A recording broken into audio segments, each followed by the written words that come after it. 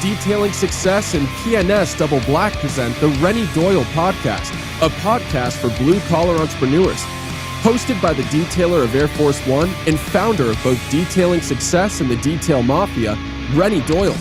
And now, here's Renny. What's up, guys, gals, Chris? Hey there. What's happening? Look, I'm gonna try and fit us all on one screen. Okay, we can try that. We can like that. We're doing it so far. It looks like the Brady Bunch right now. It's pretty close. Hey, look, I found Carlos. Carlos. Like, some people are home, some people are at work.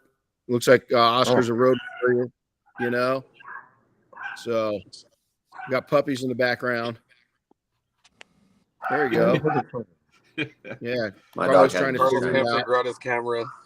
Yeah, we can see. Yeah, Carlos was struggling to join us this morning, but he'll get there. We'll give him a couple minutes before we talk to him. Well, cool. Well, hey, happy Hump Day, middle of the week. Everybody have a good Labor Day weekend. That was good. Yeah, good. Yeah. I worked my butt off. I'm still a little sore. We are in the process of relocating my patio in the backyard. So I dug a 10 by 10 pad and laid pavers that were in the old location. So I had to dig them up and move them to the new location and relay all those pavers. And so that part's done. Now I got to figure out how to move an actual 10 by 10 patio. Well, that'll be fun. Yeah. Yeah. So hey, if you needed help, just let us know and we'll conveniently make ourselves unavailable. Yeah, I figured. No, seriously, if you need help, let us know if you need some muscle. So, so we were in Tennessee. Diane and I went out and filmed with Motorhead Garage. Fun. A lot of different industry people have been out there. They're a good group. Dave and his team are pretty awesome. Hey, Carlos, put your mute your volume, your mic. So as you're figuring this out. I got him. Yep, cool. And so we were in Tennessee. Diane has never been to Tennessee, so she came out and met me. I got there on Monday. Had kind of a down day, did some work on Tuesday, and then filmed on Wednesday. And then Thursday, Diane came in, and we went and toured Jamestown and a couple other towns in Tennessee. It was pretty cool, man. Get this, we go look at this property, and we ended up talking to these people, and we ended up having dinner at their place at this horse ranch. We went out and had dinner with them again the next night, watched the sun go down. There's just cool people all over the world, man. You just got to find them. Everybody bitches about how, people are these days, but man, there's no shortage of good people either. Just concentrate on that. But it was a pretty amazing trip. Pretty amazing trip. So we're back and it's fun. So, hey, today we're going to talk about, we put on a leadership challenge. We've been wanting to do this for about I've been wanting to do it forever, but I've been mentioning it for about the last 4 or 5 years to Chris of really getting it together. And so I'm going to read off, and we've got both Oscar and I were instructors. Diane came in and helped. And then we had a student instructor, Sam, that's on. She kind of came in as a student, but with her knowledge, and we'll have both of them share their backgrounds and why this was important. But, Sam, Chris couldn't make it on. We had one of our members that really came in and stepped up that's got a lot of experience towards EMS, rescue and so forth. And we just had a great time. There's 15 of us, plus the instructors and right. That's right. About 17 of us total, 16 of us total, somewhere right in there. Something like that. Yeah. And the whole theme to the weekend is that, I really been, and a lot of people I've heard people say, oh, come on, Renny's an idiot for saying this, but you got to learn to be a really good leader. You got to learn to follow. And there's times as a leader, you're going to fall back. You're still going to be a leader, but you're going to have to follow your people. And Oscar will show that, from the military standpoint, that happens. I've got people, our medics. I don't go out and tell our medics on our team how to medic. I'm an old medic, but it's changed so much. And Sam, can relate to that. That is that if I've got a fresh new medic and they're struggling with, scene safety, something like that, I'll give them input. But really, when it comes down to the medicine side of it, I'm going to back out. I'm just not up to speed and not going to get in their lane. I'm going to stay out of it. So the whole theme was, how can this work for my life, and how can I work this into my business? And so I'm going to go through the topics that we covered, and then I'm going to bring each person on, and they might have not everybody's going to have something to say about every topic, but is how it affected them both as an instructor and as a team member. And I'll have them introduce themselves here in a second. But on Friday, we had we were up and going pretty early. First formation was at 07. Really, everybody's up by about 6 o'clock. They're over here by 7-ish. And then I talked about SAR, search and rescue, from the beginning of time. Search and rescue. I mean, tribes across the world for thousands of years, members of communities have gone missing. So it's a very old. It goes back as far as people go, looking for missing loved ones in the tribes that we came up through. Customs and courtesies. We're going to have Oscar go into this a little bit. This is really important. And then how we relate customs and courtesies back into business. And I'm telling you folks right now, if you hit courtesies, customs and courtesies, if you take and hit that 100%, 90%, that's going to change your business alone. Just that one little thing will change your business. What is SAR? How can it assist you both in business and terms and clues? Behavior. This is huge. The behavior of different type of people, what their exposure training, what their expertise is, and different search types. This was really cool because we brought into this section a teamwork challenge. And we started out with a soft litter. This is it's called a disposable litter, drop litter. This is something that we carry with us just in case we do come across somebody. It's not a static hard litter. It's not the most convenient thing to carry people out on, but it beats the alternatives. So we started out with just backpacks, and we loaded it with probably about 100 pounds, first about 20 pounds, and we just kept adding to it. And then we started out with 4 people lifting that and moving it around. And then we went to 5, 6, and then all the way up to 8. And it was to show you how spreading the load out will really change your business. And then we decided to go ahead and throw Chris in there. So Chris got in the litter, and we marched him around. We gave different challenges. We had to move him over obstacles, around obstacles. He had his temperature checked in a new way that he never had his temperature checked before. And so this was, for me, it was really important because it showed that delegating jobs. We talked about having scouts out front, and moving people when there's injured people. You're going to trust your scouts. You might be the team lead, but you've got your eyes, you've got your eyes on so many things. Your scouts are going to go down and find the safest way. You're not going to argue with them, is that they're going to lead so you can lead.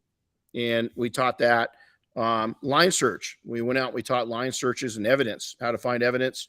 What is evidence? How to relate that back to business? Is all of our ideal customers leave trace as evidence. They do. Thousands of pieces of evidence. We got into man tracking. We went into navigation and taught them basics. We also found out what is our pace count. We found out that each person's got a little different pace. As they walk 100 meters, is all of our strides aren't the same. It's the same in business. We just had a great post that, don't take in, if you're in chapter 6 of your business, don't be comparing yourself to people that are in chapter 20. That's kind of what, the pace counts were about. The navigation, this was map and compass. It was a lot of fun. And then we loaded up, we went into the field, and Friday night, we got into building our own shelters. We did that nav course, which was really challenging. Some had never used a compass. Some went in and bought really nice compasses. Other people had kind of crappy compasses. And that really played out of, you kind of get what you pay for. And if you don't have good equipment and you don't have good resources, you're going to struggle more. And so we had a nice dinner that night. We went out and we did that same course at night. So we buddied up. We had our battles and we buddied up. We did it at night, which created a whole different challenge. It was a lot of fun though. And then we had a lot of fire pit time. And then some people got really cold. We slept out. They built shelters. Some people had professional shelters, some not so professional. And we came in at all levels, and we had a good time. We also had a real live search go on during this exercise. So we'll go into that and the importance of keeping track of your equipment. We moved back that next morning. We woke up early. I've, for the last 25, 30 years, always play Van Halen Jump at 05, 06 in the morning. Oscar was already up and moving. He was shivering. He got pretty cold in his hammock that night. And then we had breakfast back at command post, which was here in the shop. We had about half our people sleep here that first night. And then we did more litter carry. Had a mission brief. We moved to the field. Oscar and I were rabbits. We took off. We prepped and moved out, carrying out the mission. And the teams had to break into 2 teams in track and search force. They're looking for clues and tracks and evidence and visuals and all these different things as Oscar and I took off up the mountain. And we got up there. Oscar, how old are you? 41. Yeah, 41. So this son of a bitch takes off like a freaking gazelle, right? And I know I'm competitive. He's competitive. So I haven't been hiking on a regular basis, and he did beat me up there. He smashed me actually, but I wasn't too far behind him. But it was some pretty hard terrain that we got up into, wasn't it, Oscar? It was no joke. Yeah, it was definitely challenging at one point. Yeah, we got up a face. So the team was gonna. We were leading clues. What's that? I'd like to point out that even though he's just 41, Oscar is a grandpa. So that counts for something. He is. And I am a new grandfather as of this last week too. We've got a new grandson, so excited. I didn't know that. We do. Yeah, we have a new grandson. Just I think arrived. Was it Friday? Where were we at? Yeah, Friday or Saturday. So yeah, we got a little grandson. Welcome to the world. So pretty cool. We took and the teams broke out. Oscar and I were up top. We were watching them as they came through. They're on our track. They got up to us, and then we had a Facing the Fears challenge, and that's where we're going to do a 3-story rappel, and we'll get into that here in a little bit. And then we finished up. It was probably one of the most memorable weekends, one of the most important weekends of my business career, is seeing people grow, and we'll go into that here as we get into it. We had dinner and social time here, and we just had a great time.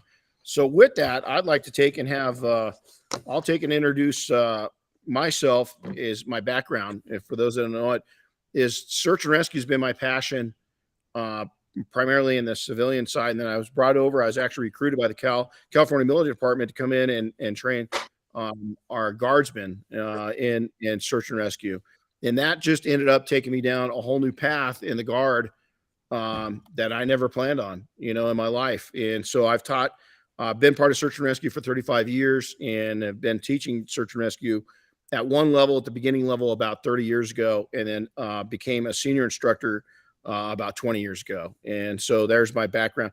Outdoor enthusiast. I love anything outdoors. I hike a lot, horses and all that stuff. So Oscar was also my co-trainer. We both took equal roles in training folks. So Oscar, why don't you share your background? Good morning, Oscar Hernandez, owner and operator of 805 Detail Shop. I spent all of my adulthood in the Marine Corps. So Marine Corps veteran, went from PFC all the way to the rank of first sergeant. While I was in, I served in various units, deployments. I think one of the most memorable ones was becoming a drill instructor, my second tour. So I was able to make Marines down at MCRD San Diego. And that's kind of where we took this from, is just, starting from the basics and moving up. So yeah, it was a lot of fun. I got into detailing. When I got to the Marine Corps, I got into detailing, and then, here I am now. What if I had to ask you as an instructor, was there one moment in time other than you fast roping down that stood out for the weekend?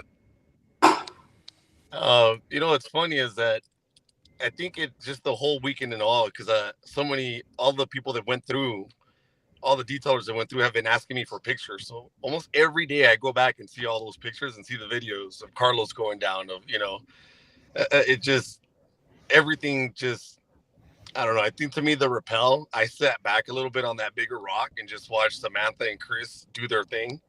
And I think that was what hit me the most, is watching Samantha and Chris work with every individual on getting them up on that rope and helping them face their fears.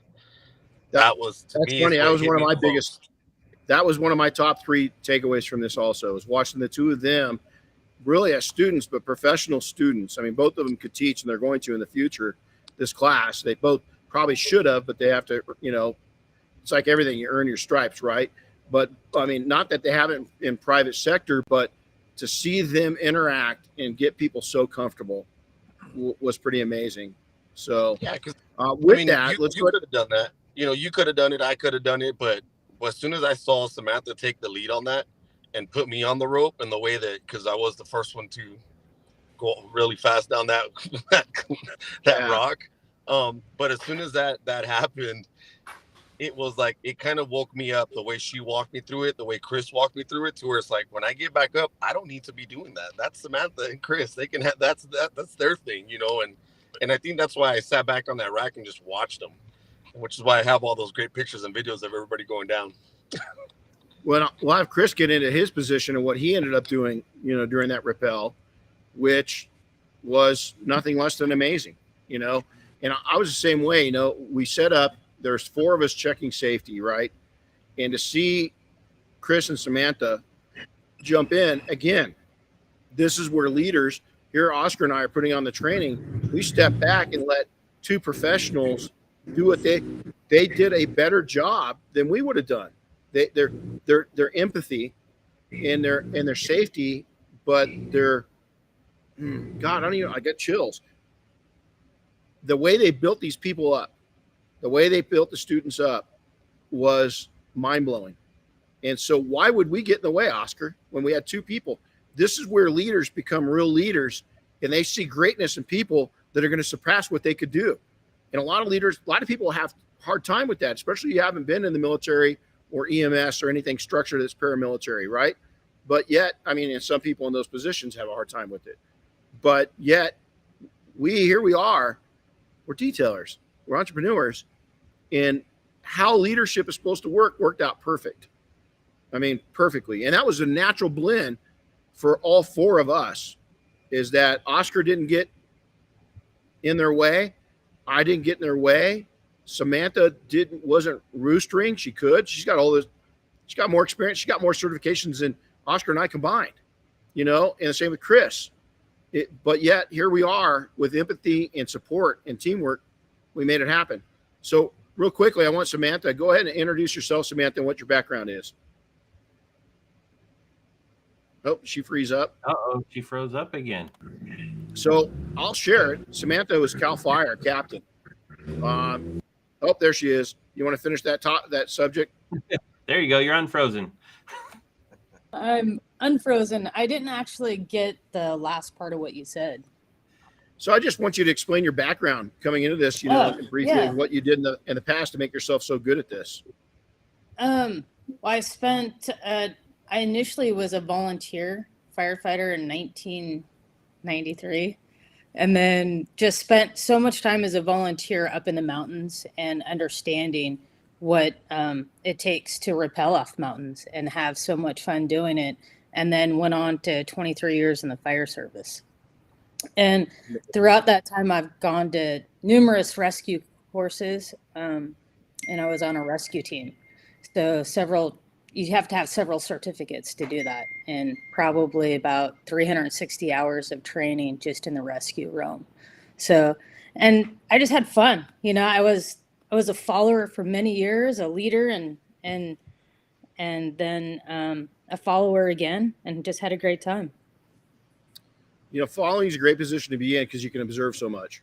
When you're a natural lead, or not even a natural built, I think people have got tendencies of being natural leaders, but I think you still got, it's a skill set you got to learn. And, we, the 3 of us have all had a lot of people put a lot of money.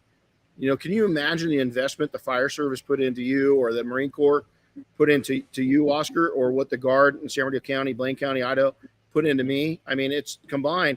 You're probably looking at several $1 million of education is to teach us how to be teachers. And here we're being these we're tip of the spear in our expertise and falling back when we see greatness and pushing those individuals forward. So let's go ahead and introduce the other panelists. There are students in this. Chris Woolman. Chris came up. He wasn't too excited about it, but I think he got excited. I think he dug it. I wasn't too excited to come up, but I did have a good time. To be clear, when they keep talking about Chris, they are talking about Chris Williams, not me. Chris Williams has a whole bunch of police and I believe SWAT team experience is my understanding. But anyway, but I went up there and I was not in the right frame of mind, to be honest, but I think everything worked out fine. And I did chicken out though when it came to the rappelling. That is definitely not my thing. I'm not really good with heights when it comes to not being on solid footings. I could look over the edge of a building all day but if that building starts to sway, forget it, So, but what I did. Yeah, you sit there and took pictures laying on the edge, and I didn't even like you doing that. And there you were comfortable laying on the edge, but you just weren't comfortable going over the side. So, I mean, to me, what you did was even harder than the one-time rappel because you did it with every single person. Hold on. Samantha's rejoining. There we go. Oh, now I got a little echo going too. There, I fixed it right now. So you set off that edge and took some. I mean, we would have missed a lot of great fun times. We'll get to that. I took a lot of pictures off the edge of the rock. I got some great videos. We're going to share one of those videos today while we're on here too, because it's a good one. But we just I just made the best of it, and I contributed the way I could. It's awesome. So we'll go right down the list. We're going to leave Mr. We're going to leave probably one of the highlights of the training weekend till last. That's Carlos, because I think he made one of the largest impacts. Although Oscar almost made the largest impact, coming off that wall on a new brake system that that he hadn't used before. But he saved the day along with this next student that was there. And so, Andy, go ahead and introduce yourself. All right, I'm Andy Van Order with Andy's Auto Detailing and Ceramic Coatings out of Albany, Oregon. So that's who I am. What would you like me to talk about? There's a lot of impactful moments for me. We'll go right down through here in a second, go through each one of them and talk about each one. And then you and I had a special time because Dana, we went up to Monterey on Monday, drove up there, and we had a lot of time together and talking, and, you're a great guy. But yeah. Okay, Carlos, I think he won the Academy Award for pure thrill. And Carlos, introduce yourself. Hi, guys. My name is Carlos Garcia from Corona, California, and I own Uber Detail. Cool. So, Chris, do you think this is a good time to play that video just real quick since Carlos, and we'll kind of set the tempo of – you got to remember, this is a 3-story rock. And a lot of these, for those that are into climbing or something, you might say, oh, that's nothing. Well, you got to remember, this is your comfort zone isn't everybody's comfort zone. And so, Carlos had never done, matter of fact, Carlos, you had never camped out in the open like that under the stars until this time, correct? Never did outdoors, nothing of that. Like, I was pretty much new in everything. So it was amazing, though. Yeah. Well, we're going to do a lot more of it. My schedule starts to mellow, and I've got some trips planned. I'm going to put them out there to the Mafia and see if we can't get some other people to go out with us and have some more adventures. But Chris, do you have that queued up to where you could play that video of Carlos? I sure do. Here it comes. It's about a minute long, but it's definitely a fun one. So here comes. I think it's working. There you go. You got it. You got it. Keep bringing it back. Keep bringing it back. Yep. Backwards. Just doing like you do. Yep. Yep. Keep doing what you're doing. Go. Yep. L shape. Lean back. Lean back. You got it, buddy. You got it, Carlos. You got it. You got it. That's it, bro. Yeah. Keep that hand behind your back, Carlos. Keep doing what you're doing. Hell yeah. Step that way. Walk to your right. I'll tell you when to stop. You got it, bud. Step that way. You're good. You're Lean back good. a little bit. Lean back straight. Lean back. Raise out. Yeah. Hold on. It's going to get You're a lot easier. You're good. You're good. Doing Nice and good, slow. man. Nice and You got slow. it, buddy. There you go. Look Yeah. at that. There you go. That's it. Fuckers! Heck yeah! Yes, Carlos! Fuck yeah, Chris! Hell yeah, bro! I love you, dude! Fucking love you, Renny!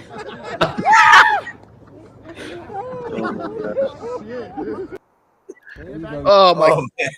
I can't tell how many times I've watched that video. So is again, we'll talk about this, but facing our fears, and obviously, there's not a time to where I get on the edge, or if I'm on an edge of a wall, or even a helicopter or something like that, that you still don't get.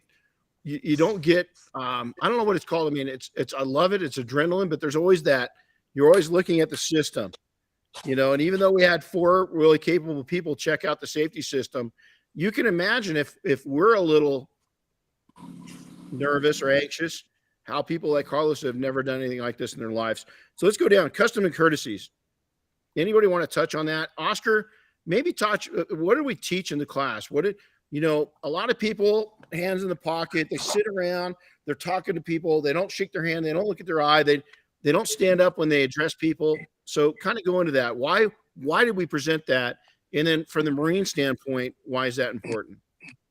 Well, I think we presented on the business side of point, running the business is you represent your business. That's what we are. So if you come in and you're doing exactly what Renny said, not getting up, not talking to people, you set the tone. So having the right customs and courtesies with your customers, clients, sets the tone for your business. I'll give you a perfect example. I'm out in Chicago today and this week, and I've walked into some stores and some detail shops, and I can see who's got customs and courtesies and who doesn't. And it really does set the tempo for the conversation. And the reason we talked about this here is to set the tempo for the rest of the group as we went into the weekend, to where even when Samantha and Chris took over, I had the courtesy of just stepping back and watching them instead of trying to go in there and trying to lead the whole time. Because even as leaders, we got to have the right customs and courtesies when we're bringing up new leaders and teaching them the ropes. We got to have that courtesy to step back and let them go. We can't always be in the front, pumping our chest. I'm the leader, I'm in charge. And I've always thought, if you got to remind people that you're the leader, you're probably not the good leader. And that goes down to the customs of things, the courtesy of things, the customs and courtesies that we had towards each other. In the Marine Corps, we always, teach you the customs and courtesies, but you never jump your chain of command. You always give the command, the courtesy and the customs to go ahead and run what they have to run. And being a follower, like you say, Renny, and touching into that, a lot of people may not say, what does that really mean? You have to know how to follow in order to lead. I'll give a perfect example. Every rank that I picked up in the Marine Corps, I was proud when I picked up sergeant. But, because I was a corporal, I was an E4, now I'm an E5. But guess what? Now I'm just the new E5. Now I got to follow all the senior sergeants, the ones that are about to be staff sergeants. And you pick up staff sergeant, you're just the boot staff sergeant at that point. Even as the rank as first sergeant, you're still the junior first sergeant in that battalion. And you got 3 senior first sergeants that you still had to follow and lead from. That's why in the Marine Corps, they always have these leadership courses by rank. You pick up E3, you got to go to Lance Corporal Seminar. You pick up E4, you got to go to Corporal's Course, Sergeant's Course. And that's the biggest thing that we wanted to drive into this. Not that it's a military organization, but when it comes to the business, when you're building your employees up, when you're giving them different billets or you're promoting them, you got to be able to step back, let them, like the Marine Corps said, let them fall on their sword, and then pick them back up and build them back up. And I think that's part of the courtesies as business owners that we got to have, not only to our clients, but to our employees, if you have employees, and everyone's going to run a different ship. But I've seen this within Carlos's store, how he runs it. I see how you run things, Renny, working for you. I've seen how different organizations run it, and not everybody's on the same sheet of music when it comes to their customs and courtesies. And I think that is the root of a business. That's where it starts, is how you start it, how you present yourself, how you carry yourself, how you present to your clients. Are you shaking hands? Are you looking them in the eyes? Are you following up when you call them? Or it's like, are you still using dude and bro? Or, just the certain words that you use. I used to get in trouble a lot when I first started going to the chamber because I'm not good with names. So when in doubt, you say sir, ma'am, and people would be like, I'm not a ma'am. Ma'am is old, but it's like going down to the South. If you say sir, ma'am, that's all about customs and courtesies down there. That's what they like. So I think it was a very good way to start the class and set the tempo, because everyone kind of understood and went and, move forward. What you're doing right now in your trainings by making them get up and, stand on their feet, more respectable. And it's funny because I start to see other people that are doing that now as I'm traveling to Southern California. I start to see them. When I walk in, they're on their feet and they're, good morning, how's it going? They're jumping out of the counter, and it's a good thing. And these are people that've been through your training. They've been through those one days that when you teach it, I'm starting to run into them, and they're actually getting up and they're shaking hands. Vice before, it was just like, oh, hey, what's up? And that's it. It just kind of sets us apart. It sets us apart. It sets the tempo.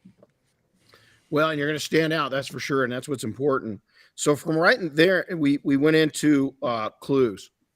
And so we started talking about, and if one of you guys remember, on average, how many clues does a lost person leave per mile? Anybody have the answer to that? Oh, I remember you told us. Yeah. I don't remember the number. Remember, it was a lot. 1,000 on average, 1,000 clues. Because if you guys got to remember how many paces in your 100 meters is, you're right around, in the 60s to 70, right? 70. So you got to times that, there's several hundred clues just in their track alone. And then you're looking for other, broken brush, pea spots. I mean, all kinds of different areas. And so, customers are the same way. Is we got in discussions on how, customers leave similar clues. Well, guess what? If you've got a client base that you make more money out of than other sectors of your market, guess what? You got to follow those clues to find more of those customers. Don't go after the wrong one. You guys found out in your final when you guys were tracking Oscar and I, is the teams got crossed over and mixed up the sign, the evidence, and went from my tracks over to Oscar's tracks. And so we can really screw up real quick and go after the wrong customer base if you're not watching for the clues that are left behind. Behavior, we learn a lot. Right-handed people, when they come to a Y in a trail, right-handed people are going to go right. Left-handed people are going to left. Older people are going to go downhill. Younger people are going to uphill. People that fish are going to go follow water. Hunters are unbelievable. They're going to go for miles looking for, lost game. We took and decided to put, Chris into a litter, and we carry it around, and we put obstacles. We're running around, Oscar and I, putting obstacles in their way, and they had to pass Chris over the top of obstacles. They learned that only 4 people carrying a load wasn't near as good as 6 or 8 people. They learned that taking and having a rotation of carrying kept you fresher. Anybody have a takeaway from that litter carry that brought you into life and business? I sure do. If for those of you that don't know what a litter is, it's essentially like a stretcher to carry somebody out if they're injured, but it doesn't have any poles or anything or any rigidness to it, right? You just got to grab the canvas handles on the side. But these guys carried me around the entire shop there behind Renny, and they did it at shoulder height. But what I learned from it is I got in that thing and I was nervous, right? I was like, can these guys do this? I'm 250 pounds. Can these guys do this? Are they going to drop me? Am I going to roll out of this thing? All that kind of stuff. And what I learned was real quickly, I mean, literally 10, 15 seconds into it, it was like, you put your trust into these guys to do it. And I quickly learned that they could do it. So then for the rest of the ride around the shop, I wasn't nearly as worried because I knew that they had it and I knew they could do it. And I related that back to, say, I don't have employees, but, say you have employees and you're delegating stuff to them, you're quickly going to know if they can handle it all right. And once they do, just let them run with it because they're going to get it done and you got nothing to worry about, Obviously, you still got to monitor them. I was still every once in a while being like, oh, I'm tilting to the left a little more than I'd like to. But other than that, it was all good. Well, one thing I kind of took away from that actual moment right there, because I noticed by the end that I was on that thing for a long time and didn't get swapped out. And part of that was also my lack of saying, hey, this is getting heavy. I need help. And I do that a lot with my own business, being that I'm only a 2-person shop, is I like to take the load a lot myself. And I caught myself doing that there, and I was beat. I mean, I was face to face with Chris while we were doing this, and I'm just like struggling because I'm just like, I felt like I had to pull a lot of the load, even though I probably didn't need to. I was worried about dropping it myself. So I needed to learn to kind of let that load distribute a little bit. So that's kind of what I walked away from with that, because afterwards I was just beat and I was like, man, I didn't even ask for help. I didn't voice it. So that's kind of what I walked away on that. Sam, do you have any takeaways on that one? I do. I I think that in the beginning, like right off from the beginning, I started helping everybody with commands and that type of thing. Oscar's like having to pull me back a little bit and saying, you don't have to teach it anymore. They got it. Let them go. And I think being an instructor for so many years in the safety realm, it's safety, safety, safety. So you hold everybody's hand. Then I noticed it's like, wait a second. I don't need to hold their hand. Let them figure it out a little bit. And I notice I do that with, I have a new partner in business, and Heather, she's doing so good. And I hold her hand a little too much, I think. And she's just an amazing business person already. So I think if I just let her go, then it's going to just change. It's going to change the game. And so I think my huge takeaway is like, step back. I'm not in that safety position anymore. I don't have to always assure that everything's being followed exactly. And as long as the intent of what is happening, then I can let it go. That's cool. So now, Carlos, did you take anything away from that litter carry? For me, it was the importance to have a good team to work with it. Because for me, carrying Chris Woolman by himself, it will be really hard for me. So having more people to help you, it will give you more less burnout. So for me, having the good team it's key. So the next topic we went on to was the line search. So we were looking for evidence. We were stretched out. We're looking for evidence. And I laid down, we taught him here in the shop just what it was, close parameter, spread out parameter of what line searches was. We went out, we laid out in about a 1 acre area evidence. So it's this, again, relating this back to business, is that you want to look for every like customer leaves like evidence. So they've got like habits, they have like spending, they go to like places, the same, a lot of similar restaurants, country clubs, they work at, they may work at a location to where like people may be spending money with you if you can get to them. Any takeaways that you guys want to add to that one of what you learned from looking for some of the evidence was very small. It was a washer. And then others were bigger. It was a playing card. And we found 80% of the clues left out, which is a pretty high number for, an amateur group. So anybody have a takeaway from there they like to share? I got something on that one. Cause I had kind of a weird perspective of it. I didn't find anything. Both people next to me did.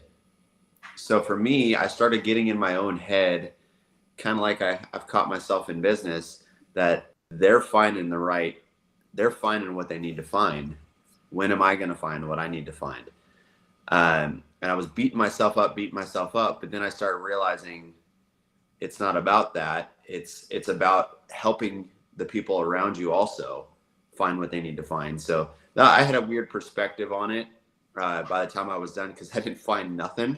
I didn't pick up anything or anything like that. And I mean, I think Sergio next to me or something like that, he picked up 2.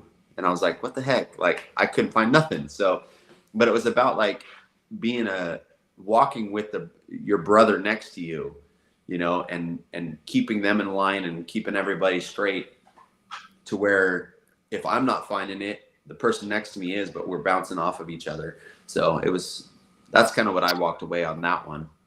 And that brings up a great topic. In the real world on searches, when we're looking for either evidence, it might be a homicide case or it might be a missing person case, whatever it may be, that outlook of what you just shared is exactly how many of us professional search and rescue feel. We want to be the finder. Most of us are type A's, right? And then it comes down to, if our team finds it, we find really good. But when I'm out there on the line, I want to be the one that's finding evidence, right? I really want to find it. But then when we're done and our team has found stuff, it feels so good to be part of that team. And even on like Hasty, I've been on Hasty teams, which a Hasty team's a very fast team. And believe it or not, I'm a pretty fast hiker even still, at my age, can still cover some ground. And Oscar and I are both carrying, I don't know we're carrying all the ropes and stuff. What'd that weigh, Oscar? We're probably 40 plus pounds each. I had ropes on my back. So yeah, it was up there. Yeah, it was probably 40 to 60 pounds. Yeah, it was up there. But we were on a mission, and I was just running, so they wouldn't find me. Oh yeah, man. And it was the competitive nature. So it's really, Andy, it's really cool that you kind of sensed that, because that's real world. So it was really fun. So now we went into next was man tracking. So this is actually step-by-step tracking. We cut sign. We taught them, how to take what you're looking for, how to mark the evidence, what you're looking for, what it looks for, how to change the light, how it's the optimum times. When they're tracking Oscar and I on the last day wasn't the best time. Probably the worst time to track somebody is between 10 in the morning and 3 or 4 in the afternoon. At 3 or 4, it starts getting easier again because the sun's right up there and you can't see the track. And so any takeaways? Did anybody have a takeaway on the man tracking, especially on the final, when you're actually tracking Oscar and I? Was there anything that you learned from that you it will stick with you in life and business?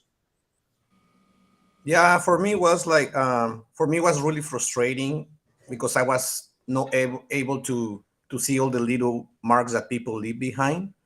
But my partners, my teammates did. So for me, it's really it was in business wise. Sometimes your worker lacks some kind of skill, but it's going to be another one that's going to feel it. And as soon as you work as a team, everything's going to be moving forward. So for me, it was really important to know that maybe I'm not going to be able to do it, but I have someone that is going to step up and keep everything moving. Well, and that's perfect because we teach this right here as a tracking team. So you've got your primary tracker out here, and then on each side is what we call flankers. And everybody always thinks that point person is the main tracker. That's not the case. All 3 of us are. And I've actually tracked for long distances where there's 4 or 5 of us, because that point person, the mental wear down of looking for everything is intense. You're down low, might be on your knees at times, maybe for an hour or 2, just looking for the next track. And so you wear down. And so, the fact that Carlos just hit it was frustrating. There's also going to be times where people have a better eye for it. And it might not even be that their vision's better, but it might be that they're picking up things at a time of day better than the other person is, because all of our vision's a little different. And so again, it comes back, seeing a commonality here is teamwork. It's taking more than one person. So then we launched into navigation. So that it was old school map and compass. We had various, we taught them how to shoot azimuth, reverse azimuth, declination, what we call zeroed out, but everybody had different levels. I have I carry Silva Mountaineering, really nice high-end compasses. Not everybody was there. So I know when we got into just on the navigation side of it, we had a pace count out in front on our street, and we set out 100 meters. We saw there, Andy he's got a huge stride, so his strides really, it's like chasing down a gazelle, big stride. Carlos and I, a little smaller stride. I've actually got a pretty good stride for being my height. But the navigation side of things is it set us up. We were doing it before we went in the field. We actually had an Andy and Shane from Oregon. They came in a day early, and they had the opportunity to go out with me and set the nav course up. So Andy, first off, we didn't realize that Shane was kind of terrified of animals. And so when we got out there were some questions on wildlife. And the first thing that happened when we were done setting the navigation course, what happened on our way back? We saw, what was that, a bobcat, something like that? Yeah. So right. That was fun. Course. Yeah. I missed it by this much on seeing it, but my eyes didn't track it quick enough. So we got out and found its track, we're jumped over that. We did see its track going over the edge. Yep. But, they came out and helped me set the nav course up. And even knowing where the nav course was that next day, and the day after when we went out and did the nav course, any input, what was some of the challenges? What was the successes that we had? and what was some of the challenges? Who's got some? We'll go over to Sam.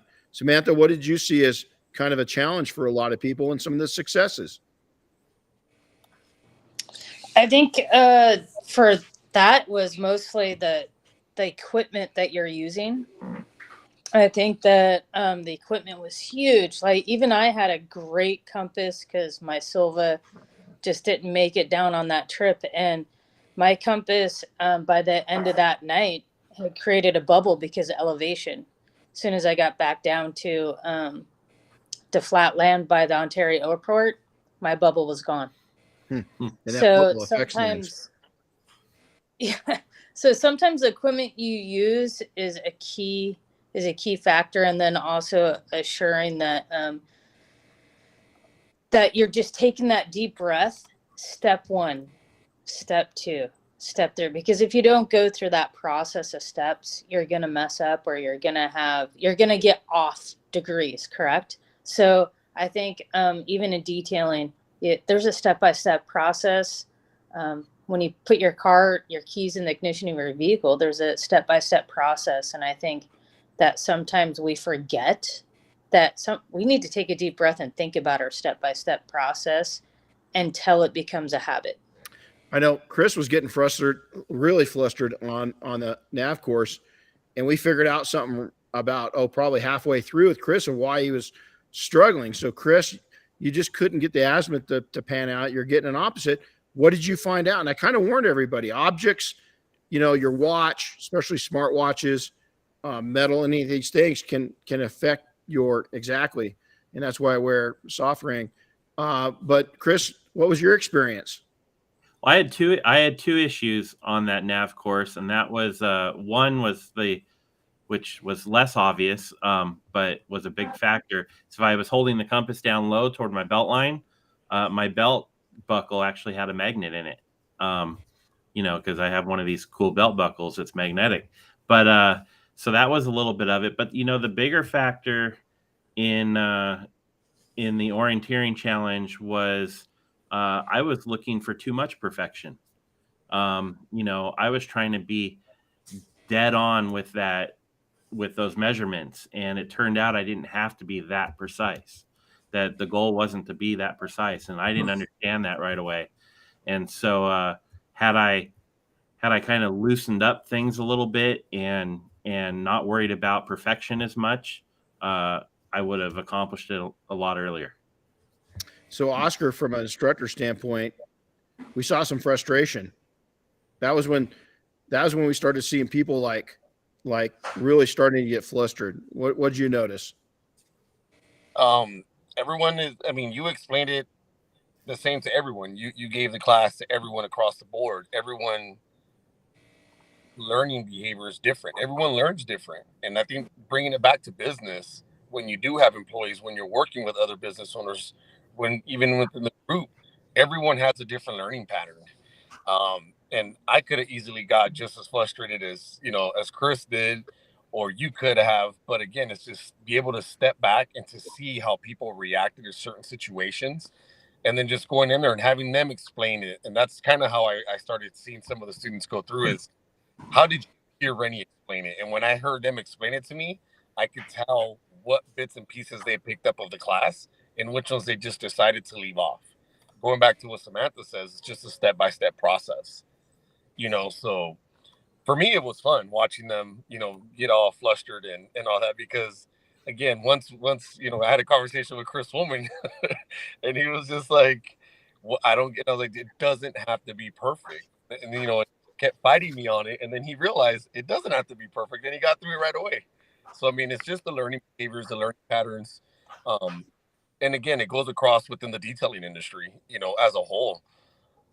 Everyone learns a little bit different. Just because you ask a question on a forum doesn't mean that you're dumb because you don't know that information. But yet people try to turn around and bash a detailer because he doesn't know what he doesn't know. There's a step-by-step process. Maybe he missed that step. So I think it was a very good, overall lesson that we all learned together up there, especially in the night. That one, the night one was a lot better for me because it's like getting to see them in the dark and just hearing them hiding in the brush. hearing them and having them go back and, you know, by that time they were realizing where they messed up, and then they had to go all the way back. But by the time they did the night one, they were already doing the reverse ism, and they were shooting back to where they started. So it's like them from the day to the night was, again, a big difference. Yes. Yeah, they got. So I think we put and Oscar and I were real assholes because we decided to deploy out in the field and hide at different spots, knowing that some of the teams were not so comfortable being in the wilderness where there's animals. And so at two different times, you know, we jumped out of the dark and, you know, we made sure nobody was carrying weapons, first off. And then second off, you know, we kept a little bit of a distance, but we had a little fun with them. And there's a couple of people that just about pissed their pants, you know, of us coming out of the woods like shaking that. his head. Yeah. And I want to add something about the navigation course. And we did it in the morning and when we did it at night. And for me, this experience taught me the importance of timing. Because if you you do something late, you're going to be screwed with more stress, more burnout. So it's really important to do your stuff at the perfect timing, because at night it was a totally different experience for me. And at one point, Samantha and I, we were pretty much losing in the wilderness. So timing is essential in business too. Yeah, it's you know, we did buddy up at night, so it was a 2-person team, just for safety reasons. Now you can imagine, you guys, we had I don't know, one of the shots was probably what, Oscar, a little over 100 meters, 150, maybe 200 meters long. Is when you go to Sartec and you get Sartec 1, you can go out 2,000 meters, and you got to pass that. And then to Chris's point, it's got to be a lot more. You know, we set out pins for you guys. Is anything that was numbered, had a number 1 or a number 2, was a false pin. So if they came back and they were reading out we gave them a direction and they had to go write down the pin number. Well, they'd get 100 meters in, and all of a sudden they look over and they'd see a pin kind of in front of them and then another pin just off to their right. And so it made them question themselves, because the pin that's kind of in front of them, it might not be direct into it, but there's one just 10 meters away. And so, you know, if they weren't on pretty close to precision, as I tell them, you got to go back and reshoot it, because we knew anytime there was a 1 or 2, that was a false pin, and they just went towards it. And so it was really cool to see, you know, everybody adjust to that. By the end of it, you know, I was giving them some of the people that didn't have great compasses, you know, and then it was really interesting because I had a GPS. Anthony had, you know, an outdoor watch. Oscar had one. I had one. All of our GPSs were a little off. Is that our watches, our simple GPSs, weren't as accurate as the compass. And so it was really, sometimes it's great to rely. The takeaway from that is a GPS is social media. Is that it's a great tool to use because it's going to just cut down time and get you there. But you know what? If you don't have a good foundation with a compass, with an old-fashioned map and compass, and that's relationships, that's one-on-one relationships. You have to have both, but really when it comes down to it, is that relationship, that compass, that old-fashioned, you know, what a lot of people think is old-fashioned of building up face-to-face relationships and conversations. That's where it pays off. And so we had to go out and build our own shelters. That was part of it. In the daylight, we had to pick some areas. A couple people had to move their shelter. Mike had to move his because he went to go crawl in bed that night and figured out that he'd made his shelter in a spider nest. So he got in there at night and could see a couple thousand eyes looking back at him and decided that he just wasn't going to sleep there overnight. So we're going to go to Carlos. Carlos, you'd never slept out underneath the stars. You and Sam had picked an area where I'm not sure if I confirmed with both of you. We had bighorn sheep come through camp down where Sam and Carlos were sleeping that night. So kind of explain how that was. What was it like building the shelter and then sleeping in the shelter? Well, I have to tell you, man, that it was the longest night in my life. It was really hard for me just to put your sleeping bag in the floor and just go for it. It was just it was totally out of my comfort zone. And but it taught me something really important. At one point, like around 4 a.m., honestly, I was like in a bad mood, man, and I was like, like kind of like regretting being there because I was like, dude, I don't know, I'm not made for this. So I stand up and I look to the sky, man, and I see millions and millions and millions of stars, and that gave me some kind of peace. And I was, it's just a couple hours until the sun's gonna come up, so I'm just gonna hold for it. And that taught me that even in the darkest moments in your business, the sun is always around the corner. It's almost there. So nothing lasts forever. Even if you have the worst day of your life, it's always gonna be better the next day. So that it was a really cool experience. That's a great outlook. And you can see here, this is one of the professional, people had their choices of bringing, we gave them options. So this was an owl shelter that's kind of a ready-to-made shelter. Other people brought tarps. Some people brought, quality stuff. Some people kind of entry level. And some people slept very well. Alex from Mafia from Hawaii had never done anything like this before. He brought a tarp and he was out. He said he slept pretty good, and other people didn't sleep too good. We came out the next morning and we were checking on people, and Sam and Carlos, their camp was a lot closer by the time that the daylight broke in the morning. When the sun was rising, they're a lot closer. Andy, let's hear what was your takeaway from that? Oh man, being out like that, I've done that a couple times doing backpacking off of a motorcycle, but never up in the mountains with that kind of wildlife, you could say. So definitely put a different fear factor into it. I didn't sleep well. I mean, I typically don't when I'm doing those things. I was sitting there playing music the whole night, so I wouldn't hear everything going on. So I didn't have the interruptions like what Oscar had, and even Shane, he was hearing wildlife in the middle of the night that kept them up. But for me, it was honestly just one of those just putting yourself out of your comfort zone and trying to get comfortable out of your comfort zone, which is always, there's my little setup there. So I actually put like a little rock or a stick wall on the backside, so no animals would come in, because I was a little worried about that. Except one fell on me in the middle of the night, and I thought it was an animal like attacking my legs. So it was pretty bad. But I mean, getting comfortable being uncomfortable is what I'm trying to get at. Putting yourself in really hard situations just builds you into a stronger person, ultimately. And that's kind of what I walked off or drove off that mountain feeling, is like, I accomplished that. I accomplished getting out of my comfort zone, being not right next to somebody else out there, because you had to spread out. And that was purposeful. So, because you're more comfortable with people around you. When you're by yourself and you can look out your little shelter there and you don't see somebody else, you got to rely on what's around you and your mental state. And I think it made me a lot more mentally tough coming down.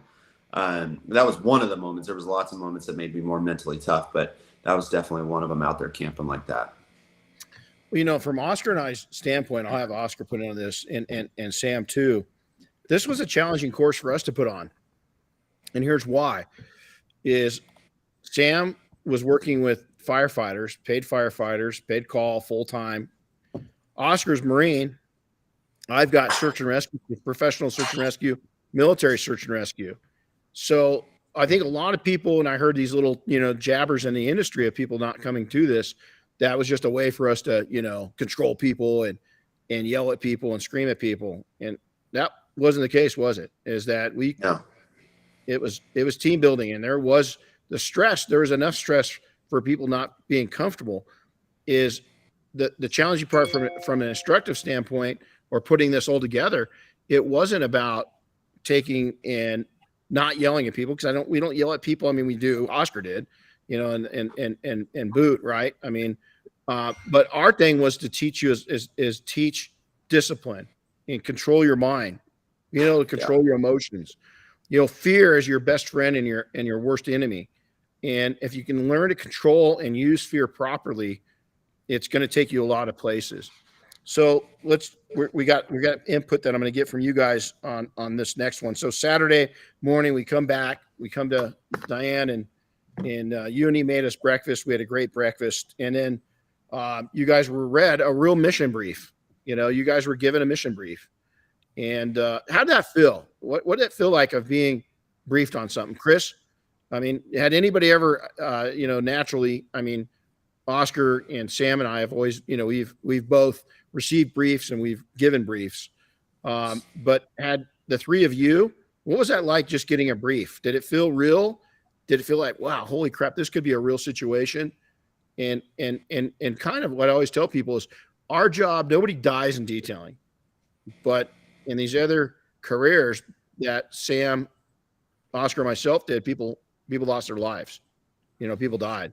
So how was it for the three of you? We'll start with Carlos. When you heard that brief, and I believe Diane gave that brief, is that true? You. Oh, I gave it? Okay. We gave it to Carlos and Andy in the office, remember? Oh, that's right. That's right. Yeah. How'd you guys, how was that? For some reason I was like super nervous about it. Like I can't believe that you guys put me in charge, and I have some kind of struggles, and I have to write it the way that I am going to understand it and then pass it to the guy. So it was kind of like the real thing. It was like really, really real. Yeah, I would agree with Carlos on that, man. I was nervous too. I was just like, oh man, this is like getting a real feeling. And I'm not good at taking notes, so mine turned into a bunch of gibberish, and I didn't ask the right questions. I didn't know what questions to ask when I started briefing it, and Diane was kind of watching us brief. She was like, well, you should have asked that question. And then that made me think, like, holy crap, I didn't know what to ask. Like, I didn't know the right questions to be asking because I had never done this before. But it was one of those, I was really uncomfortable doing that, but it was definitely a growing experience for me, like paying attention to the details when somebody's talking with you, whether it's a brief or like a customer is explaining about their car. Like, pay attention to what they're telling you. Pay attention to those little details, because all those little details that they're expressing, those things they're expressing that to you for a reason. That's because that's a big deal. Like, those details are big deals, and you have to know what questions to ask off those little details. And this was something totally different, so I didn't quite know what questions to kind of bounce off. I asked a couple of them, but it was like, when it came to briefing my team or whatever, I was just like, oh, I felt like I knew I didn't have all the information, relaying it back to my team. So I had to think back on what were those small details. What are the things that they need for success? And oh man, it was nerve-wracking, just like Carlos said, man. It was weird, but I appreciated the trust in putting me in that position. Yes. So Chris, you're listening to these briefs. What are you thinking? Yeah, I'll be honest. There was a couple times where I thought, yeah, Andy didn't take very good notes. But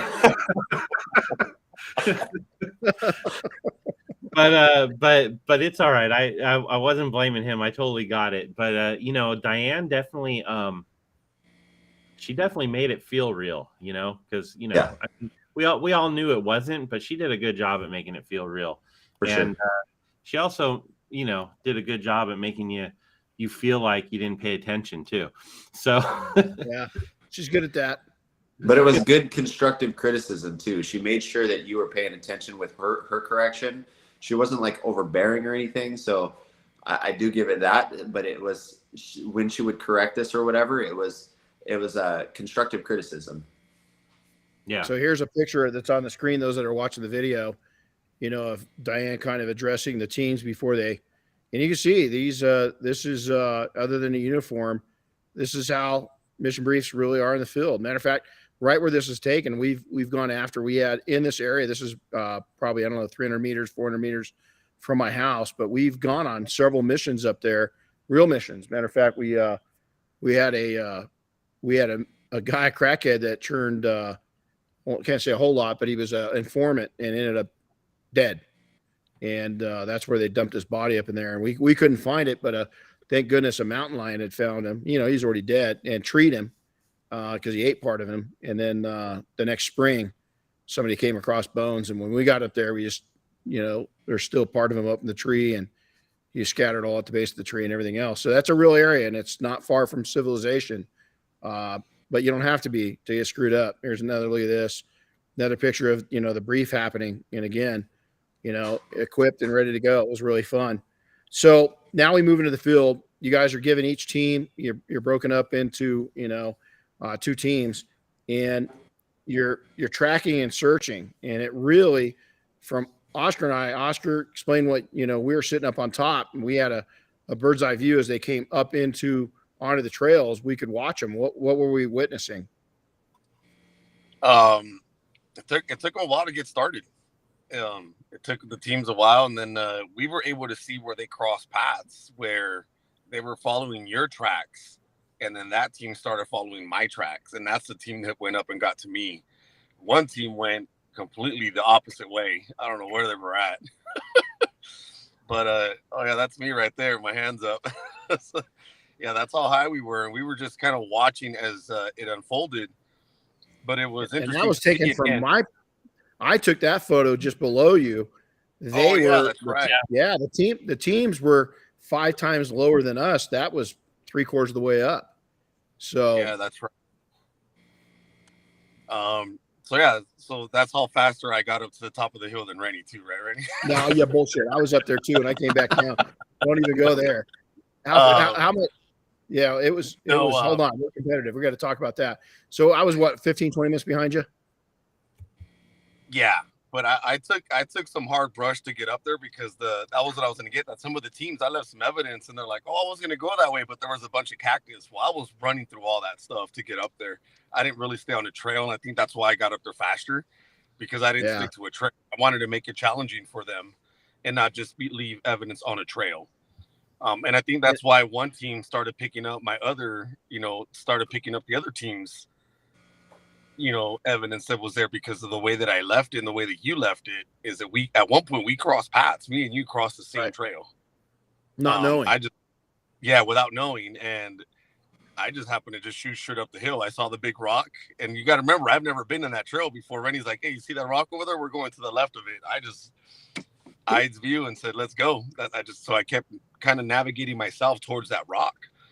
But it was interesting to see the teams work down there. And then once they got going and they started hitting the trail there, they got a groove of it, and they eventually got to where we were at, which was good to see. Yeah, you can see on the screen here this is the prints they're looking for, and so they're tracking us via that. We left evidence behind. They're finding evidence, and it was a lot of fun. So they make it up there. It's a beautiful view from up there. Now we're going to go through the last section of the actual training, is facing your fears.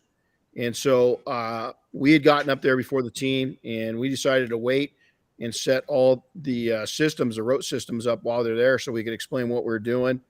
And you could see the apprehensiveness. We had all professional equipment. We showed them the difference from basic equipment, and then all the way to professional gear. So this is a shot. If you look down in the left corner down in here, you'll see that's going to be where my shop is. But when we got up there, we set the systems up. We talked about safety, all the different equipment. And, I have a really cool new bar that I use that is search and rescue bar. And I explained it to Oscar of what, this new bar is. And he'd never come off of one before. And so he'd only looped over carabiners or gone off a Rescue 8. And so when he went down to check the system, he it wasn't a rappel, it was a fast rope. And thank God Andy was on the other side, and we had safety set up. He was never in danger of falling because we had somebody down there, making sure he's belayed and so forth. But you moved down that rope pretty quick. Oh, my gloves were smoking. Andy, I still have a scar from the burnt. Like it burnt. It was definitely funny, a man. scary moment for sure. Like my adrenaline went through the roof when I saw him coming down. I ended up jumping on the rope and just yanking with all my might, but it just wasn't slowing him down. And it did. So here's a really important part: is Andy had done some rappelling and climbing amateur wise indoors and stuff like that. But as we're setting up, and the same thing, this is the difference between the fire service and search and rescue, is Sam likewise it had not ever gone off of system like this to where it's a bottom belay and no safety rope. We were just coming down off of it. And Andy, we taught you the bottom belay. It is pretty effective, isn't it? Yeah, it was something different than what I had done. I had done the pulley style that you typically see at indoor climbing walls and such. This was just a single rope coming down. So I had to think once again, I had to use what I had already learned and put that into practice with something I hadn't learned yet. So it took a little bit, but I mean, after I figured it out, it made sense. The trial by fire with Oscar was definitely a wake-up call on it. But I mean, after that one, I figured it out. It's definitely very, very effective. So here's where, again, when we go into business and we might be new to something, you might be adding PPF or some kind of new service, or you're just growing, you're scaling very quickly. And your tribal knowledge is that while Andy had experience, is now he's at a professional level. Now he's at a different level. Is like I was telling Sam, and I'm going to get Sam's input on probably, I think, the most important part of this entire conversation. But we don't have a fire truck when we're up on the mountain. We've got very little equipment. It's what you can carry. And if you're going up, San G or Whitney, that's over 14,000 feet. I was always considered a goat. And so I always carried all the technical gear, and Oscar and I were packing an equal amount going up there. And this is steep. There is no trail. There's a trail. Once you get up to a certain point, the trail ends and you're just trailblazing, up to this rock, this cropping.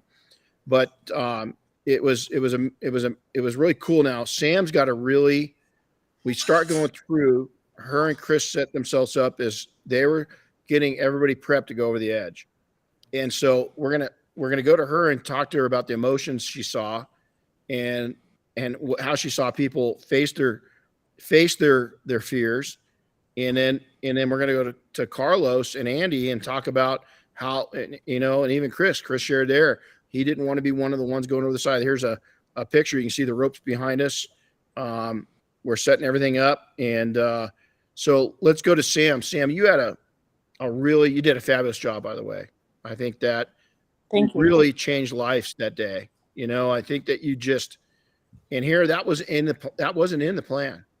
I knew that we'd utilize you up there, but this is how, there's a saying, I don't know, in the Marine Corps or in the fire service, but we always, in the Guard and in civilian search and rescue, we always say the first thing to change is the plan. The first thing to go haywire is the first initial plan. I've been on very few missions where the plan goes exactly how it was written out. There's always some kind of change to it. So you've got to adapt. This is one of those times to where we had two people step in, and you can see Sam right there at the base with her back towards us, and she's walking people through. So what did you witness that day, Sam? Well, first of all, just changing the system up after Oscar right before he went over, we changed the system up. So adaptability. And the strange thing is people don't know what we were doing. So they didn't know. I was like, oh, I hope this doesn't freak anyone out that we're changing the system right before we start going over, but no one knew the better. So, and then once Oscar went over that really fast rappel, and then we had a second go over, and it started people starting to get a little bit more comfortable after they saw a couple people go over. But there was a couple people that it's like a customer,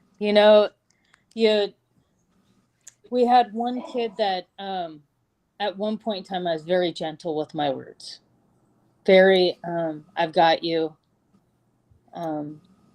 But then there came a point where I needed to go, look, you just need to move that foot. This is your life. And we talked about his life and how it was the same thing. He needed to make that step, and how it corresponded with his life. And he looked at me and he said, I know. And he went over. And that was probably one of the most fantastic over points. And you guys had a picture of him up.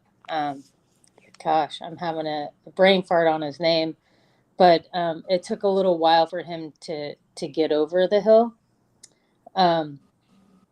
Obviously, Carlos was an amazing, another amazing one. And Andy, at the end of the day, he had a lot of fear that he didn't have enough strength in him. And I said, it only takes 10%, Andy, to get over that. Just 10%. You tell me you don't have 10%. And he looked at me. He's like, I do have it. And I think that the huge thing about people's fears is that you cannot have risk and change without fear, and you can't have the vulnerability to actually take your hand into someone else's and trust them to know that they've got you. And I think that is somewhat, I think every single person has fear when you go over that. I know I have fear. When I go over, there's that little brief moment. It doesn't matter how high you are up on a mountain. You could be 17 stories up. You could be 2 stories up. You could be 1 story up. There's always that little jump of adrenaline that is a fear adrenaline that you're like, okay. And then you just do it. I think that as a witness to this, here's Andy. There's a picture up of Andy going over. You know, I listened to a lot of the words you were saying to people, and you did it with,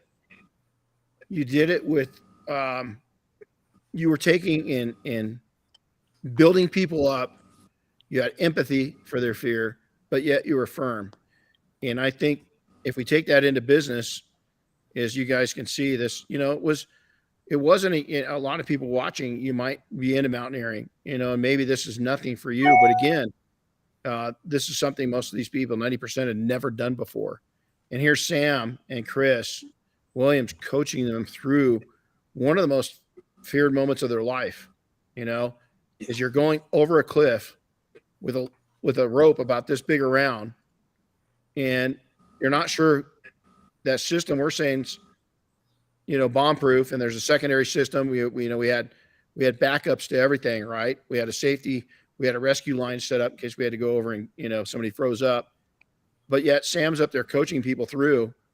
And even when they couldn't, Chris had him, he's like, man, I know that is my freak out zone. But yet Chris did something that I didn't think he'd be comfortable with, and that's sitting on that edge, taking all these pictures. And Sam, just the way that you directed people and guided people. And there's a couple people that had to come off that edge that tried it, but just couldn't quite make it. And I applaud them because they tried, and it was a big fear. They didn't fail. And that was the huge thing is, every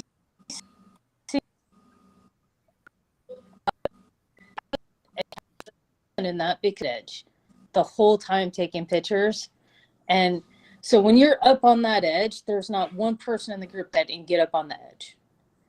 And there was a couple people that actually started going over the edge and then said, nope. Or there was one gentleman that I ended up reaching out and grabbing because he couldn't figure out how to place his hands correctly. So safety, he's like, I'm done. I'm like, yes, you are. But I told him, that's good too, right? Yeah, and he told me that he felt like he was a failure, and I said, absolutely not. You were 90% of the way done, and that is in no way a failure. And 90% is way more than 0%. Is way more than 10 or 20. Most people won't even do 10 or 20. You did 90% of that mountain, and you should be just applauding yourself and happy because you got that far. This is Shane. He was pretty, Shane's a tough guy, and, you know, he was coming off that edge, and you guys can see You know, this was a vertical. As a matter of fact, it was kind of tilted in at one part of it. So there's not really much to free fall, but it was, you know, you had to work your way down and walk your way down. And it was, you know, some people, it was a first. So Andy, you know, you'd been down there working your tail off. You'd below pretty much everybody that went over the side. Now you're going to face it. So walk us through that. You know, did you feel pressured? Did you feel, what were you feeling why did you go? Yeah. So, I mean, I'd like to take it even like to where when I was at the bottom, I got to see everybody's successes. When they hit that bottom, you just, because I watched them coming down the whole time. I saw the fear at the top. And then as they would get comfortable and about halfway down, I made everybody stop. And then what I did is I held the rope. I held them there so that they could release their hands. And I started doing that probably with the second or third person. And what I was trying to do is I was trying to establish the trust. And then what you saw is you totally saw them just kind of release a little bit. And you saw them shake their arms out. And you just saw the fear kind of just drip off of them a little bit. And when they got to that bottom and they felt that success, I got to see all the excitement. And that was such a cool perspective being down there. I mean, I know that there's an amazing perspective, and I am going to talk about what Samantha did for me. But being at the bottom and seeing their successes when they got there, I live for that. I live for watching other people succeed. Amen. I love it when a lot of people don't know that's what our team is about, is that, you know, they see Detail Mafia and this and that, and people are clueless, you know, and, you know, even some people that just didn't fit into our group that, you know, got in trash talk, is that it's just, you don't, just because you didn't fit in doesn't mean that, you know, we were wrong or you were wrong or anything else. You just didn't fit in. It's the same as us facing our fear. For instance, I'd share with the group, I don't go into confined space rescue. Not my thing. I don't like it. Don't like it. So I don't do it. I bring coffee, you know, I bring ropes, I'll bring the radios, I'll do all that stuff, but it's not my thing. It doesn't mean it's a failure. Right. But, you know, I think that's a great point. And so now all of a sudden you go from, and I love that perspective, is that, and I love the way that you just made me stop on a dime. I mean, you just, you know, when I came down, I gave you such a long time warning that I was coming down that you had plenty of response time. Yeah. Not really. Yeah. And so, yeah, you came down quick. But so after doing all that, I was kind of like, my legs were shaking from yanking on the rope and everything. And then comes my turn to go. And I'm like telling myself, I'm like, nah, I don't need to do that. I'm good. And then I don't know exactly who came down and was like, oh no, it's your turn. I think Oscar came down and was like, oh no, it's your turn. I'm going to belay you. And I was like, dang it. So then I had to go up there and I'm struggling walking back up the hill because my leg's shaking already. And then when I get up there, I don't like heights by any means, but this is a different perspective. It's not just a wall. That's one thing, but when you're looking off over that cliff, you're hundreds of feet in the air. So when you're looking down, it looks like hundreds and hundreds of feet because you're looking straight down a hill, not just down a cliff. So it messes with your head. I actually, when I finally started doing it, my leg was shaking so bad, and Samantha and Chris, they're just talking me through it. My body was giving out. And it got me mentally, and I just got a mental block, and I was like, I can't do this. The rope's going to snap. So, and I told Samantha, I was like, I can't, I need to get up right now. So I started panicking, and she let me up, but she didn't let me off that rope. She stopped me when I was up there and just helped calm me down the way she was talking to me. She went from walking me through things to just, she noticed my level. And I'm starting to feel it a little bit just by talking about it. But she noticed my adrenaline. She even noticed that I was dehydrated. Like, she just calmed me down. And then her and Chris just started talking me back into that zone. And a couple people in the background, I even heard Renny say, with everything you're going through right now, this is what you need. You need to push through this moment. And then Samantha started getting, like, she noticed that I was getting more comfortable. So she started pushing me a little bit. Treading where, like, she was like, no, you need to do this right now. Like, this is what you need to do. Like, she's like, you don't want to go down this hill thinking that you didn't do it. And then I started thinking in my head, I'm like, I'm going to come down this mountain one way or the other. am I going to come down knowing that I did it or knowing that I backed out at the last minute? So those are the things that went through my head. And then I was just like, you know what? I need to get up and just not think about it and just do it. And as soon as you get over that hump, it's just like, okay, there's no backing out now because I'm already over that little ledge. They can't grab me anymore. There's only one way off this, and it's going down. So I conquered a huge, huge fear.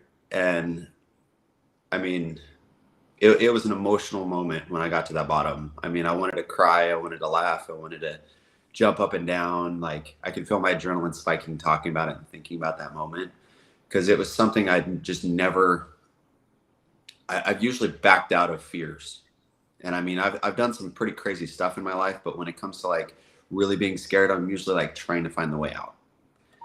And at that moment, like I wasn't going to let myself do that. Like, I didn't come that far to like not push past that fear. And it's already made a huge impact in some of the things that I've done since then.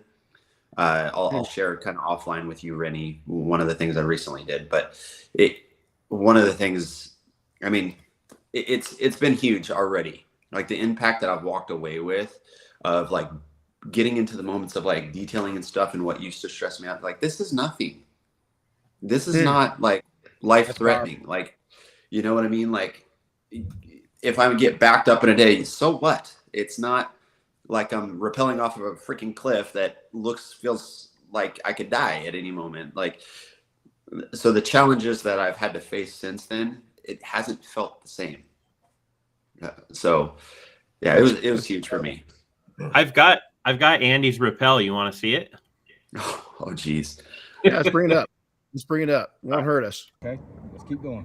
Oop. Left foot. Right foot. Hold it. Here it comes. Wide stance. Been Go watching left. that. There you go. Now take this foot, go down a little bit. You're gonna be on your toes, okay? You hear Chris. All right. It's Chris Williams. Good deal. Good deal. Now take that right leg back a little bit on the edge. Stand out. Now you're gonna lean back. Lean back more. Lean back more. Tall. Nice and tall. All day, Yep. dude. Inch yeah, back, just you're- like you're doing. Just keep your going. Yeah, you're on it. All right, go that way, son. Go, Andy. Go that way, Hell son. yeah. There you go. Yeah. Next step. There you go. Good deal. Hear the Good support. deal. You're ready. Lean back. You're doing good. There Ready. you go. There's the scary part I right can there. see my legs shaking. Good. Yeah. On your way Keep down. walking Nice down. cruise. Nice cruise. Keep your feet out in front of you, nice and parallel. Okay. There you go. There you go. Yep. Just like that, brother. Just like that. Oh, yeah. Now you're in that nice zone, bro. You got it. Keep going. Thanks, guys. Always, bro. Yep. Good deal. Yeah, same spot. Look at So that. that one, Look at that. Oh, yeah. Right over that side. But you can see what, again, what Chris is saying about is that was, it looks, it's only 3 stories, but when you're up on top, you got hundreds of feet, 700 or 800 feet that you're looking over. I mean, the valley's 1,200 feet below that. So it gives you a different perspective. So Carlos, let's shift into there, and I'm going to end it with saying something to Sam and Chris. Chris couldn't come on right now. But, so, Oscar went down first. It was, I think that a lot of people didn't realize, he's done this a lot. We had people going through. Now we get down in the line. People were really nervous. They're kind of waiting to go through. We didn't make anybody. We didn't shame anybody. Matter of fact, we built people up. This wasn't about shaming or in your face or screaming. This was about compassion and us building a team and a stronger team. And I think we did that. You face that fear. You're up on top of that rock, and what do you feel like, Carlos? Oh man, honestly, my plan wasn't going down on that rope because I'm super scared of heights. When I was doing detail, I never watched RVs because I was so scared to be in the top of the RV. So for me to be able to do that, it was really like a life-changing experience. And it taught me a lot of things. The first one is the importance. You did something, Renny, that a lot of business owners never do, which is delegating. When you see Samantha and Chris, that they were knowledge and they know what we're doing, you step up a little bit. You were still the leader, but you step up a little bit, and they just let it be. And Samantha and Chris, they did an amazing job. They threw what leadership is. They have so much patience. They give us all the they were so good, man. Like, honestly, thank you so much, Samantha and Chris. I hope you're listening to this. Thank you so much. You guys changed our life. The second thing is the importance to be with people with your same mindset. Mm. Because I remember you talked to me, hey, dude, you can do it. Luke, Carlos, blah blah blah. Oscar grabbed me and say, dude, like, you can do it, my man, because this, because that. Shane told me, Carlos, if you can pull this off, anything in your business, man, is gonna be piece of cake. Trust me, man. You can do it, and you can do it. So the importance of be with that kind of people, because sometimes you feel like you are with the wrong people, but at that moment I was with the perfect people, the people that I really need. So when I was on the top of the mountain, man, my brain was telling my legs, you need to move. You need to move. But my freaking legs was like, nope, I'm gonna stay here. I'm gonna stay here. So Love it. at the, when you were like in business wise, it's scary to having a business, especially when you're starting and you're new. So when you're going down and you are on the top of the mountain, it could be probably the scariest thing. But after you pass that and you start going down, oh man, you feel like I feel like a king. I feel like I released so much stuff that I had in my back, so much stuff like my mind just went free, and it was just the most amazing experience that I had in till this day. Mm. So we're going to wrap this up with, Sam and Chris. I wish Chris was on, but you guys are students, and Oscar and I, without saying a word to each other, we didn't have to. Is I think Carlos just said it. We could have easily puffed up, but Oscar and I both saw greatness, and I don't know if you realize it, Sam and Chris, if when you do listen to this, you guys changed lives in that few hours. The impact that you made, and remember I told you, Semper Gumby. We always call it, our plans. Stay Gumby, stay flexible. Is because in our plans, I knew you and Chris were going to play a part, but here, without pushing, it was a very natural state that you guys grew into what you guys did. That's an important thing. There's people you can push your way in. I'm pushy, but if you don't, the universe has got a natural way of growth, and you two worked your way in and guided these entrepreneurs and people into one of the most scariest times of their lives naturally. And I just want to tell you and Chris that I can't tell you how much I appreciate you, each one of you, on how much you impacted this training. Oscar and I put this thing on, and Samuel realized this is as trainers, because you're a professional trainer also, we had to change this up to where everything it was about, how is this going to impact my life and how is this going to impact my business? We couldn't take it from a military first sergeant, drill instructor, senior drill instructor, whatever it was, attitude. Is we had to have empathy, and we had to take and do it in a way that it was absorbed and not just simply, it wasn't you guys wanted to grow. You didn't enlist, is you wanted to grow, and you did that, Sam and Chris, perfectly. So I got to ask Sam this, your takeaway when you were done that next day, what was going through your mind? Oh, I think I wrote you a letter, you, Oscar, and Diane. Oh, you did. I did. Yeah, I did. You did. It's a major letter. My takeaway was a family takeaway. It wasn't. There wasn't a lot of fear for me over the weekend. For me, it was a complete different weekend than some of the other folks. It was. I haven't had, besides going to Motor Lux last year, my teamwork left in the fire service was just my team. And it kind of renewed my love of being part of a team and interchanging all those dynamics of leader, follower, partner, handholder, empathy, strong arming, all these different things and hats that you have to put on.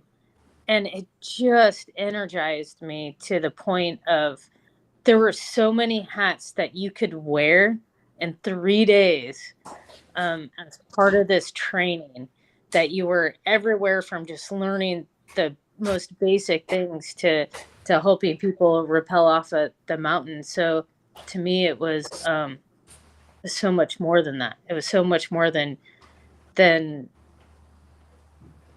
God, I can't even come up with the right words because I don't know if there's any words for it, because it just brought something back in me alive that I haven't had in a few years of just so much exuberance and love for everybody, and at the same time ready to go out and set course for my business and personal life. It's awesome. It's awesome. And humbleness as well, because Oscar, people don't talk enough about Oscar, but Oscar's got a very strong, humble, quiet way of leading. And that was another takeaway I had, was that sometimes you can just be strong and quiet, still lead by being strong and quiet. So Oscar coming in, I mean, you had, what our intent was for this. What was your takeaway? I mean, what Sam was saying is just that camaraderie that we built within us, that like we share something. We embrace the suck of being cold at night, of that fear of animals coming in through where we were sleeping, of over, the hill, the hiking, the frustrations at night for the, we embrace the suck together. And I remember talking to Chris about it. I can always tell you who I train with and embrace the suck. Yeah. Who I deployed to build those bonds. And what we did here is we built the bonds that Sam was talking about. It rekindled that fire in you. And I know exactly what you're talking about, Sam, where it's hard to put words to, because coming off that hill, like, I spent a day with Chris, brought him down, but it was like that's all we talked about while we were in LA with Chris Williams, was that whole weekend. And then I took him to the airport on Monday, and then it's like I'm driving home and I'm just like an awesome 72 hours that we just spent. And I was already thinking, when are we going to do it again? Oh, absolutely. When's the next one? Because it was just so much fun. We learned, everything that everyone on this podcast has said is just being with the right people. We had the right people there, the ones that came out, being around people that want to see you succeed. Like Andy was saying, I literally owe my life to Andy, because if he wasn't at that bottom of that hill knowing how to belay, I would have splattered on that ground my first time going down fast roping that. You know what I'm saying? So just being around everyone there and learning so much from each other, it's just an amazing experience. And for my end, Sam, thank you for the kind words.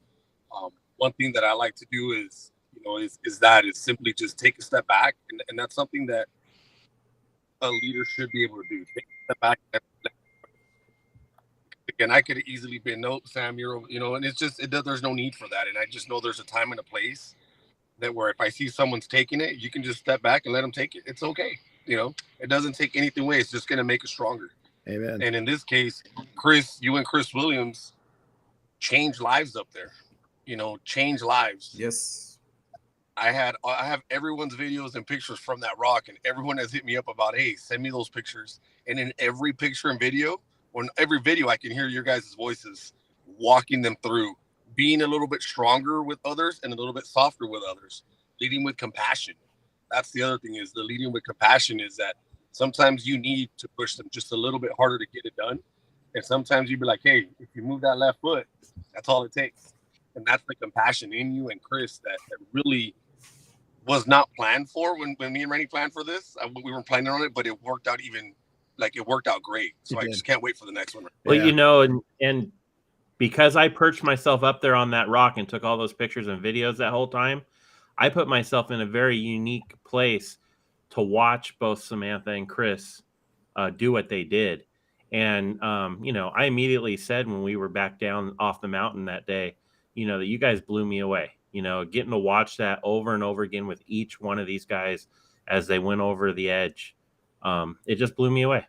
So I'm going to and with that, Samantha and Renny, is that people need to see is being able to lead with compassion. Samantha, you dealt with 15 different personalities up there. That's how the way I saw it too, is you dealt with a lot of different personalities up there, different fears. They were all a fear of falling, a fear of heights, but it's the personalities that you were able to get to. And Chris too, you guys were able to connect with people at a different level. And when you tie that into business, you're going to be able to connect with anybody when it comes to business. You're going to be able to connect with any type of client because you just dealt with, 15 detailers and 15 different personalities, and you help them accomplish something. So just imagine what you can do for your customers. And here's the thing. Imagine sorry. Here's a lot of people don't realize is that, we hear this all the time that, women don't have a voice in this industry, but here's a woman that's got a voice in this industry and helped several men, like a dozen, face one of their biggest fears ever. She was a leader. And so I don't buy into that. I think you can make yourself a leader. Sam didn't do it forcefully. She just showed what's capable, and she changed lives. And I think that's important. I don't want to hear that people don't. Everybody's got an opportunity. Sam just does it with class, dignity, empathy, and she knows her shit. And she's not a weak person. She doesn't have to flex like a lot of people, not men. People do. And she won respect by doing, not saying. Got to throw that in there because I think it's important.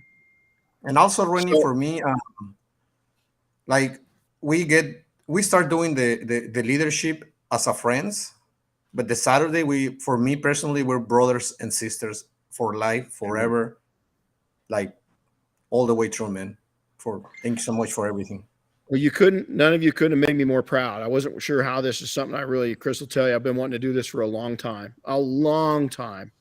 And, it couldn't have had a better group of people. And Chris, do we have any questions popped up that we can answer real quick?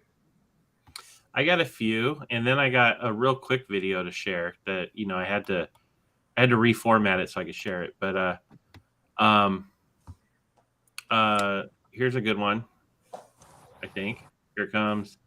Will you be offering this to the general public? Could be. It could be that we just put it out, to the industry. I've already had some locals, believe it or not, here. I've had a couple of business people reach out.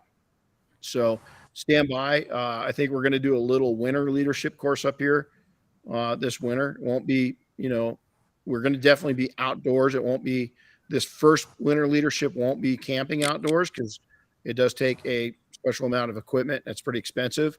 But we will be doing something this winter for leadership. They'll run in this and then opening it up to the general public. I hope so. Yeah. Another similar one. Can others in the industry come to one of these courses? I think you pretty much just answered that. You hope so. Yeah, I hope so. I think, we'd like to put an industry one together where we bring some of the leadership of the industry, not just manufacturers and so forth, but actually I'd really like to take an invite where we just bring all the keyboard warriors up, and just get a few of them mixed into it. And then let's just put proof in the pudding real quick, And I guarantee you, those that I have in mind would not accept me for various reasons because, So that'd be a great way to prove proof in the pudding that a lot of people are talkers and not doers.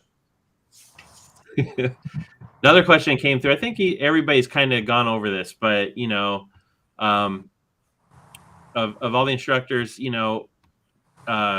what was the biggest takeaway from this event? I mean, I think you guys each kind of shared your big takeaways, but is there anything else? I think that I didn't expect it is that camaraderie and empathy for one another was and teamwork. I knew it would come together, and we're a group of friends. We work together all the time. It was 10 times greater than I thought it would be. One thing I got something on that too is one thing I said this to Renny, and he told me to share it with people that were there. But this group in general, like you hear all sorts of things about detail mafia this, detail mafia that, but being in this group, one thing that we don't do is we don't let each other fail. And that's one thing that I figured out. And I came down that mountain knowing that this group is not going to let me fail. Samantha and Chris were in my face, not letting me fail on getting out. And they knew, they could see it in my face, I'm sure, that if I didn't go down that mountain, I was going to feel like I failed. So they did not let me fail. And that's one thing that I learned is this group ain't going to let me fail. And how we'll that let you looks rest, as an but we're not going to individual let is you going to be quit. different. But what's that? We will let you rest. We will let you rest, but we won't let you quit. Yes. Yeah. So for me, it would be like if you get out of your comfort zone, anything in this life is possible. Oscar? Yeah. Man, just being around like-minded people, you know, like I say, you said a lot right now. I mean, I agree with everybody here. But the biggest thing is, you know, going back to, I would love to open this up if Renny allows it for the industry and bring in certain people to really go through this, because then you can really start to feel the bond. And I think that's what the industry needs. Everybody talks about it. You know, we need to come together and we need to do this. That's what we just did within our group. That's what we just did with these 15 individuals. So yeah, I would love to put on something like this industry-wide, and that way we can build camaraderie among us and make it a stronger industry. You know, build each other up across the industry, not just the detail mafia. Yeah, you man. know, but open it up, And and you've heard it from some of the students here, and I'm sure all the other students would go out and be happy to say, you know, talk about their experience. But I look forward to continue with you, Renny, on this. And again, I had a blast, and I just can't wait for the next one, you know, because it changed something in me just being around these. It made me stronger. It made me have more sympathy for others. It made me a better leader, like Samantha said, because even taking a step back and letting other people take charge takes a lot in a person that wants to take charge all the time. It helped me grow as an individual. So again, thank you to the students. I take that as such a huge compliment to the people that are there, coming from Oscar and coming from Sam, because of their backgrounds and long-term Marine, long-term firefighter, you know, raised to the top ranks. And so, Chris, any takeaway, and then we'll end with Sam. You know, I just enjoyed, you know, I got to be the student again, which was nice. You know, I mean, everything you and I do together, I'm always, you know, alongside you or working behind the scenes, you know, with other students. And this time I got to just be along for the ride and be a student again. So that was kind of cool. That's awesome. You know, it's nice to go back in that, you know, it's nice to go back in that role every once in a while. Right. So really cool too, is because Chris, this wasn't planned, but at one time the whole team came around and just gave Chris this huge like group hug, you know, and it was just, you know, a lot of times I think some of us, when we're in a position like Chris is in, you know, that we don't know how much we're appreciated. And I think, you know, even since then, people have reached out to me, you know, even though you were a student, other people that were students right by your shoulder saying how much they appreciate you. And so that, I think the camaraderie is there. And then Sam, we'll end with you. What was your takeaway? I think it just reinforced that courage is stemmed from fear and vulnerability, and you can't have vulnerability without empathy. And that as long as you stay on track to always have empathy and try to see where that other side is coming from, whether it's your customer or your friends, and having a team around you, whether you work alone. I never work alone because I have a team, and it's called the Detail Mafia. And so to me, I never work alone. And that was something that really hit home to me, is that I work mobile a lot, but after this weekend, I was like, man, I don't work alone. I have the Detail Mafia. I have friends at the touch of my fingers. I have friends that I can FaceTime with. If I get into any issues, I never work alone because I have all my family. Well, I'll tell you, as my trainer, my riding trainer for the horse, they always tell me in your ride with your horse and your training with your horse always end on an upbeat, really good ending. And I think that ends it pretty well, was with what Sam just said. So ladies, gents, thanks for coming in. And again, this was something, a vision.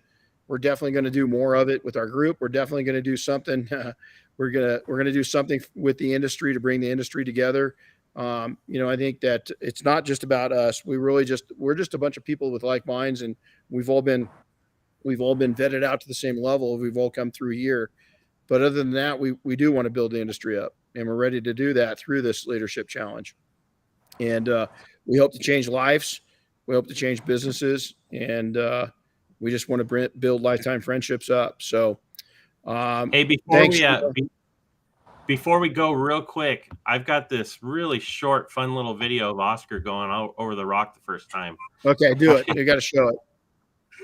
Pull down, pull down, pull down, pull down. Wait. It was too quick. I gotta do that again. Pull down, pull down, pull down, pull down, belay. That's how quick it was. Did you die?